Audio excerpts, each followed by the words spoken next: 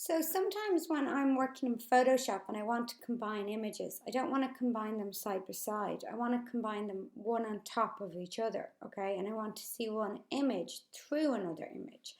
Okay, and we do that by working with layers, and we can do that in Photoshop. So I'm here with my background image, and you can see here that I've already copied the background and turned off the eye, and this is my base image that I want to be at the bottom. Okay, and what I can do is then have my other image that I want to be placed on top of it, and if I go into that image and I take my marquee tool here and I click and drag, I can select that image or select it.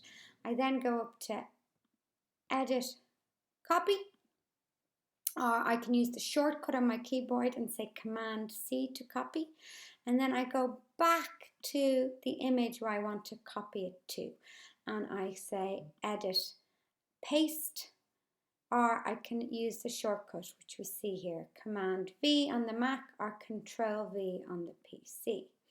Okay, so now I've placed this image, and we can see here in layer 1 that's where it is.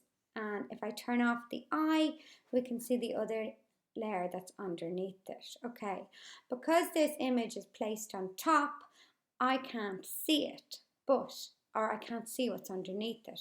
But if I go to my opacity and I make my opacity 50%, now you can see both layers evenly. If I make it 10%, you might only get a hint, or 25.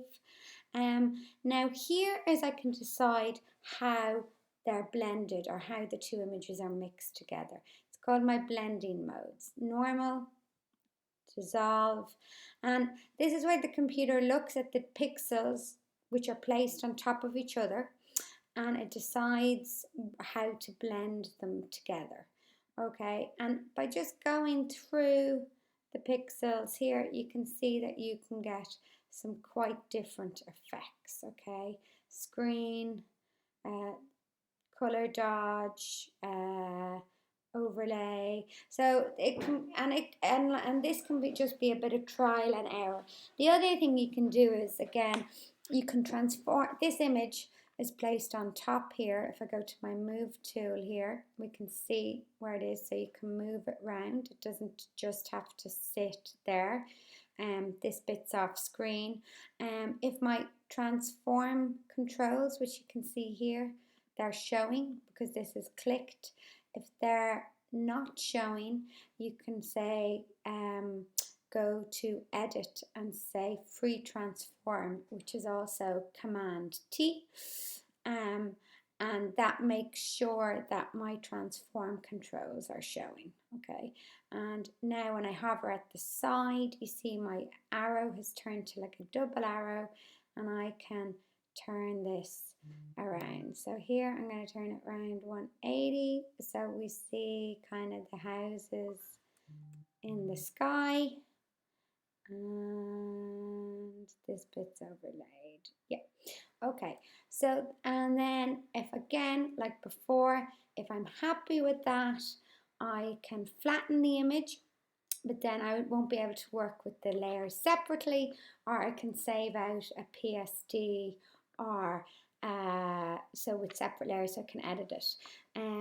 So now what I want you guys to look at is how you can use blending modes and opacity to create a piece of art or an image out of many images. Okay, so a minimum, I want you to combine 2 images together, but you could combine more than 2 using the blending modes here and the opacity here.